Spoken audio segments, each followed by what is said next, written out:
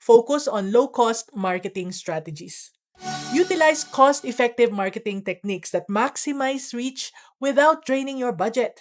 It allows you to increase brand visibility and attract customers without significant financial investment. Let's use Ella's story for you to know how to do this. Ella owns a handmade jewelry business. She started her jewelry business from home with the money that she saved.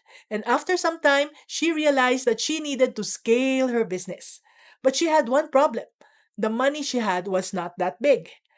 Thankfully, she is a social media buff, meaning to say, she knows how to use social media platforms with ease. And so, with a minimal budget for marketing, Ella used social media platforms to reach a wider audience on a limited budget. She focused on creating eye catching and engaging content to showcase her unique designs.